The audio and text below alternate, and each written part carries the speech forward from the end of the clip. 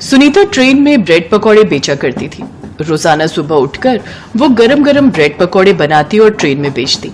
Bread pakora ले लो, bread pakora, गरम गरम ब्रेड पकौड़ा, हरी लाल चटनी के साथ गरम गरम ब्रेड पकौड़ा ले लो।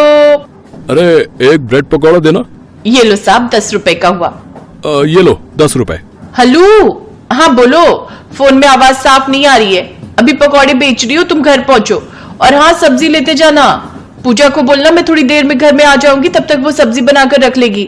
हाँ रखती हूँ, पकौड़े बेचने दो अब, नहीं तो ठंडे हो जाएंगे तो ग्राहक खरीदेंगे नहीं। सुनीता का पति मोहन रेलवे स्टेशन पर ही कुली का काम करता था। दोपहर के समय जब धूप बढ़ जाती तब मोहन घर चला जाता था। फिर शाम के समय वो स्टेशन पर आता और देर रात तक काम करता। अपने पति की मदद करने के लिए सुनीता ने सुबह सुबह ट्रेन में पकौड़े बेचना शुरू किया था ताकि घर के खर्चे में मदद हो सके। सुनीता और मोहन की एक ही बेटी थी जिसका नाम था पूजा। पूजा की उम्र लगभग 15 से 16 वर्ष की थी। पैसों के अभाव के कारण पूजा 6ठी क्लास तक ही पढ़ी थी। ऐसे ही सुनीता का काम चल रहा था, पर अब सुनीता की देखा देखी और भी पड़ोस की औरतों ने ब्रेड पकौड़े बेचने शुरू कर दिए। अब सुनीता किसी का हाथ तो रोक नहीं सकती थी, पर वो परेशान हो गई क्योंकि इस वजह से उसके काम पर असर पड़ गया था। जहां पहले वो रोजाना के 30-40 पकौड़े आराम से बेच लेती थी, वहीं अब 10 पकौड़े भी बड़ी मुश्किल से बिक रहे थे। सुनीता एक काम कर, तू ये ब्रेड पकौड़ा बेचना छोड़ दे। बेकार में तू रोज नुकसान करती है। बेसन, तेल, ब्रेड, मिर्च, मसाला, सब कुछ तो लगता है। कमाई 100 रुपए की नहीं होती और लागत उससे ज्यादा की होती है। हाँ, थोड़े दिन और देखती हूँ, अगर नहीं चला तो कुछ और सोच लूंगी। अभी जो बनाए हुए हैं वो तो बेच ही आऊं। माँ, आज मैं भी तुम्हारे साथ चलती हूँ। आज घर पर तो कोई काम है नहीं और तुम कह रही हो कि तुम्हारे सिर में भी दर्द है। तुम जाओगी तो मुझे तुम्हारी चिंता रहेगी। चलो मैं साथ चलती हूँ। लेती जा पूजा को, सही कह रही है। अकेले कहीं चक्कर खाकर गिर गई तो और मुसीबत आ जाएगी। काम की चिंता से कुछ दिनों से सुनीता का बीपी बढ़ा हुआ था। इस वजह से उसके शरीर में भी दर्द था। पूजा भी सुनीता के साथ ब्रेड पकौड़े बेचने चली गई। बेटा, एक ब्रेड पकौड़ा देना। जी आंटी जी, ये लीजिए। ब्रेड पकौड़े ले लो, ब्रेड पकौड़े, गर्मा गर्म ब्रेड पकौड़े, लाल हरी चटनी के साथ स्वादिष्ट ब्रेड पकौड़े। अरे सुनीता, आज तू अपनी बेटी को भी ले आई ब्रेड पकौड़ा बेचने के लिए, पर इस डिब्बे में बेकार है तेरा घूमना। यहाँ पर मैं ये सभी यात्रियों को पकौड़े बेच चुकी हूँ। हाँ माँ, बड़ी मुश्किल से एक ही ब्रेड पकौड़ा बिका है। सब पहले ही मंजूताई से पकौड़े खरीद चुके हैं। हाँ मैं जानती हूँ, आज मुझे आने में थोड़ी देर हो गई, इसीलिए मंजू पहले ही आ गई थी और उसके बिक गए। पूजा बिटिया, हम किसी के हाथ तो रोक नहीं सकते। मैं जानती हूँ मंजू, तूने मेरा काम खराब किया, पर मैं तुझे कुछ कह नहीं सकती। तू कोई और काम भी खोल सकती थी, पर तूने मेरी रोजी रोटी पर लात मारी है। अरे तो जो चलता काम होगा वही तो करूंगी, मेरी मर्जी, मैं जो बेचूं। ट्रेन में मेरी अच्छी कमाई हो रही है तो तू जल क्यों रही है? मैं जल नहीं रही हूँ मंजू, पहले मैं ब्रेड पकौड़े बेचती थी, तू तो अभी आई है। जली तो तू थी मेरे काम से, इसीलिए तो तूने मेरे देखा देखी ये काम शुरू किया। माँ, दूसरे डिब्बे में चलते, तुम्हारी तबीयत ठीक नहीं है। इनके साथ बहस में पड़ोगी तो और तबीयत खराब हो जाएगी। सुनीता और पूजा दोनों ट्रेन के दूसरे डिब्बे में पहुंच गई। सुबह का समय था।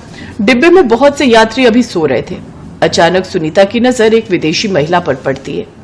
विदेशी महिला प्रेग्नेंट थी और अचानक उसकी तबीयत खराब हो गई थी।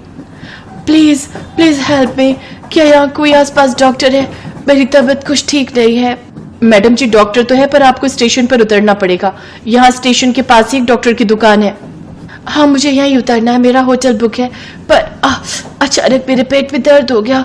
मेरा 5th मंथ चल रहा है, मैं प्रेग्नेंट हूँ और मैं चाहती नहीं कि मेरी तबीयत ज्यादा खराब हो और मेरे बच्चे को कोई नुकसान हो।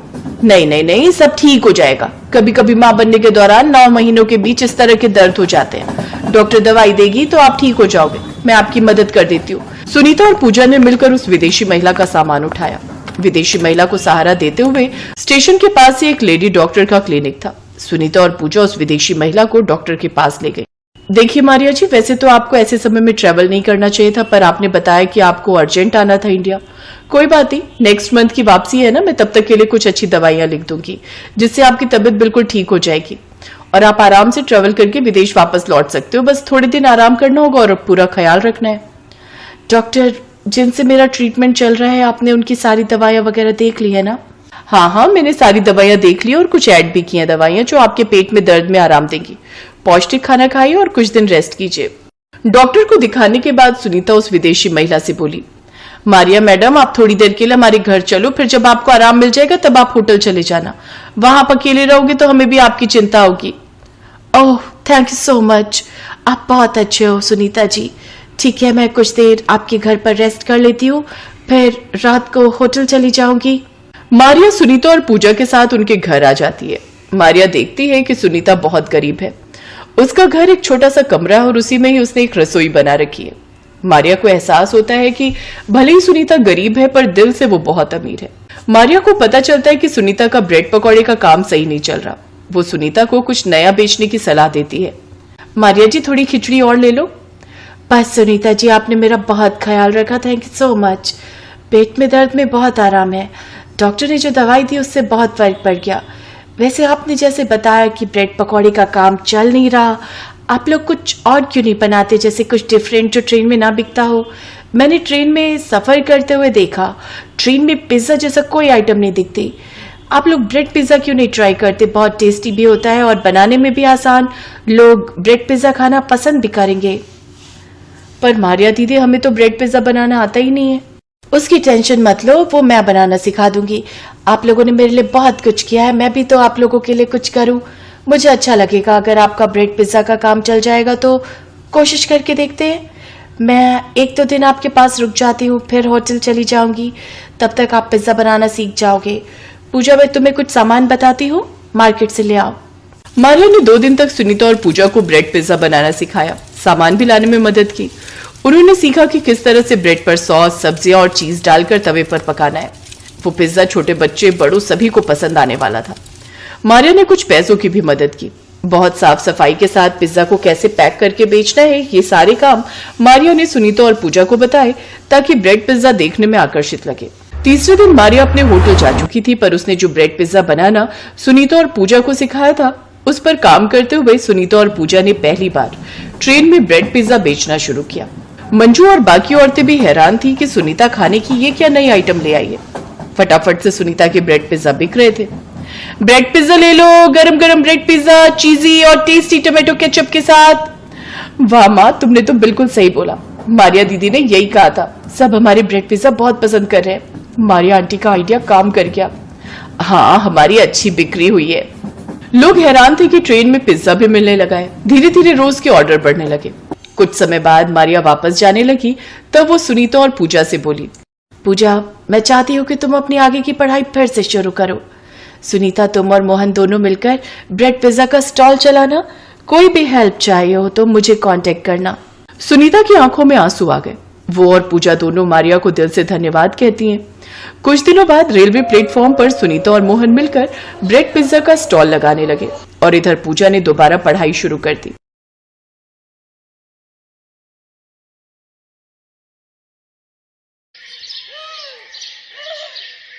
बहू, आज तेरी पहली रसोई है। हमारी झोपड़ी के पीछे चूल्हा बना हुआ है, वहीं पर हम लोग खाना बनाते हैं। सासू माँ, हम लोग भी मिट्टी के चूल्हे पर ही खाना बनाते थे। बताइए क्या बनाना है खाने में? बहू, ऐसा कर, सबके लिए 4-4 रोटी बना ले, मैं तब तक प्याज काट लेती हूँ। तभी वहां पर पायल की ननद मोहिनी आ गई। माँ, आज भाभी पहली बार हमारे घर आई हैं, हम उन्हें प्याज रोटी खिलाएंगे। अब क्या कर सकते हैं बेटा। मोहन घर के बाहर से उनकी ये सब बातें सुन रहा था। उसकी आंखों से आंसू छलक रहे थे।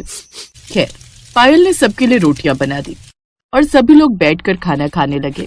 सभी लोग खाना पीना खाकर सो गए। अगली सुबह मोहन जल्दी उठ गया। उसने अपना बोरा उठाया और बाहर कबाड़ बिनने निकल गया। आजकल लोगों ने कूड़ा कचड़ा तो सड़क पर फेंकना ही बंद कर दिया है। तभी मोहन को एक कूड़ादान दिखाई दिया। लगता है ऊपर वाले ने मेरी सुन ली। सारा कबाड़ मुझे उस डस्टबिन के अंदर मिल जाएगा, जिसमें खाने का ढेर सारा सामान पड़ा हुआ था। अरे वाह, इसमें तो ढेर सारे पराठे, मटर पनीर और चावल भी हैं।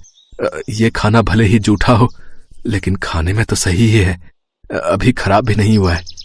मोहन ने सारा खाना बटोर कर अपने पास रख लिया और फिर से अपने काम पर लग गया। धीरे धीरे शाम होने लगी।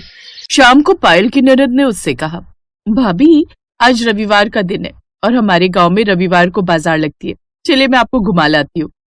हाँ मोहिनी, मैं भी तुमसे यही कहने वाली थी। पायल और मोहिनी बाजार घूमने निकल गए। उनके पास पैसे तो थे नहीं कि वो शॉपिंग कर पाए। बाजार की रौनक देखकर ही वो अपना दिल बहला रही थी। तभी अचानक मोहिनी एक मोमोज के ठेले को बहुत ही ध्यान से देखने लगी। क्या हुआ मोहिनी, तुमको मोमोज खाना पसंद है क्या? भाभी, आज तक हमने कभी भी मोमोज नहीं खाए, बस देखकर ही मन बहला लेते हैं। चलो ठेले के पास चलते हैं, मोमोज की महक भी ले लेंगे। हाँ हाँ भाभी, ये आपने बिल्कुल सही कहा। दोनों ननद भाभी मोमोज के ठेले के पास जाकर खड़े हो गए। ये दोनों बस खड़ी थी।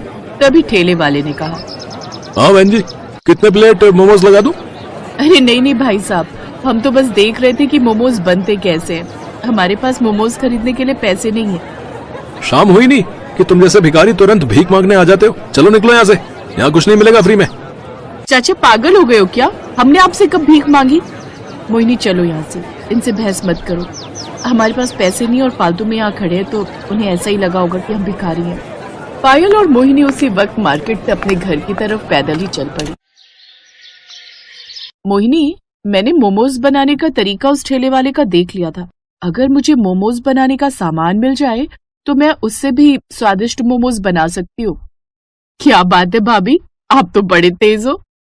खैर, पायल खाना बनाने ही वाली थी कि तभी राकेश कूड़ेदान से उठाया हुआ खाना लेकर घर पहुंच गया। रुक जाओ पायल, आज खाना बनाने की कोई जरूरत नहीं है। देखो मैं कितना अच्छा स्वादिष्ट खाना लेकर आया हूँ तुम सबके लिए। अरे बेटा, इतना अच्छा खाना तुझे कहाँ से मिल गया? आज मार्केट में एक शादी पार्टी हो रही थी, मैं वहीं पर कबाड़ उठाने गया था, तो लोगों ने मुझे खाना पैक करके दे दिया। क्या बात है भैया, कितने सालों बाद हम इतना अच्छा खाना खाने वाले हैं। थोड़ी देर में सभी लोग एक साथ बैठकर कचरे का उठाया हुआ खाना खाने लगे, लेकिन इस बारे में मोहन के अलावा किसी को नहीं पता था। उन्हें खुशी खुशी खाना खाता देख मोहन खुश भी हो रहा था और उसके अंदर एक दर्द भी था। कितना बदनसीब हूं मैं, अपने घर वालों को कचरे का उठाया हुआ खाना खिला रहा हूं। लेकिन कोई बात नहीं, खाना खराब तो है नहीं।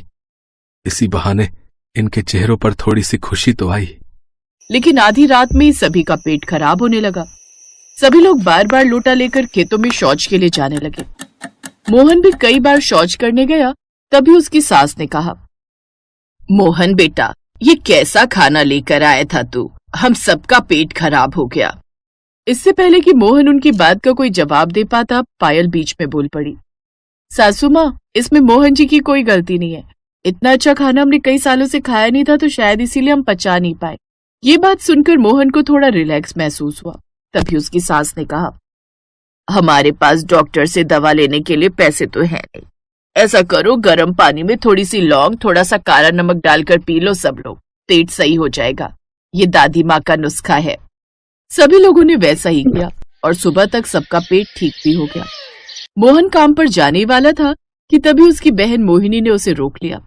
भैया, हम सबको ना मोमोज खाने का बहुत मन कर रहा है। भाभी का भी बहुत मन है मोमोज खाने का। उन्हें मोमोज बनाना आता भी है।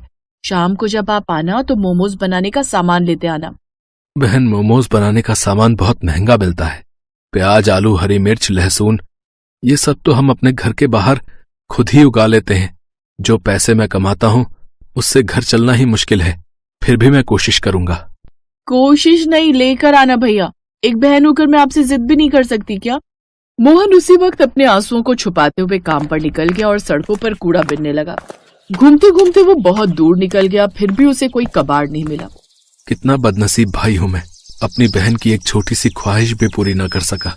घर पहुंचते ही मोहिनी ने उससे कहा, भैया, भाई अपनी बहन के लिए ना जाने क्या क्या कर देता है और आप एक छोटा सा काम नहीं कर पाए। मोहन की पत्नी पायल थोड़ी समझदार थी। वो अपने पति के दर्द को थोड़ा थोड़ा महसूस भी कर सकती थी। इसलिए मोहन के बोलने से पहले ही उसने कहा, पायल, हर भाई चाहता है कि वो अपनी बहन की हर ख्वाहिश पूरी करे। अपने भाई से इस तरह जिद नहीं करते। लेकिन भाभी, मैं तो सिर्फ मोमोज खाना चाहती हूँ। कौन सा राजमहल मांग लिया मैंने? तुम मोमोज खाना चाहती हो ना?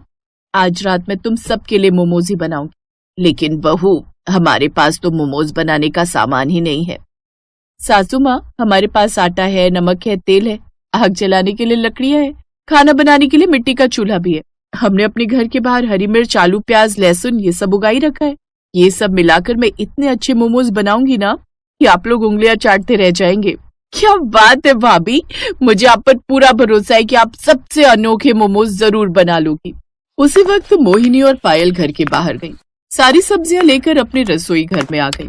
मोहिनी, तुम जल्दी से आटा गूंथ लो, तब तक मैं मोमोज के लिए सब्जी तैयार करती हूँ। मोहिनी आटा गूंथने लगी और पायल सारी सब्जियां फ्राई करने के बाद उसकी महक बहुत अच्छी लगने लगी। भाभी, सब्जी की महक तो कमाल की आ रही है। तो इस तरह उन्होंने ढेर सारे फ्राइड मोमोज बना लिए जो सिर्फ आटा और घरेलू हरी सब्जियों से बने थे।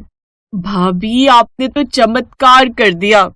मोहिनी और पायल ने मिलकर सभी के लिए मोमोज परोस दिए। उसकी सास और मोहन सब साथ बैठकर मोमोज खाने लगे। मोमोज आज मैंने अपनी जिंदगी में पहली बार खाया है, लेकिन फिर भी मैं शर्त लगाकर कह सकती हूँ कि इतना स्वादिष्ट मोमोज बड़े से बड़े होटल में भी नहीं मिलेगा। हाँ पायल, तुम दोनों ने तो कमाल कर दिया। अगर इसका स्वाद इतना ही अच्छा है तो क्यों ना हम घर के बाहर सब्जी वाले देसी मोमोज बेचें। अगले दिन से पायल और मोहिनी घर के अंदर देसी मोमोज बनाने लगी। लोगों को उन मोमोज का स्वाद सबसे अलग और स्वादिष्ट लगा। तो इस तरह अब मोहन ने कबाड़ बिनने का काम बंद कर दिया और सब खुशी खुशी रहने लगे।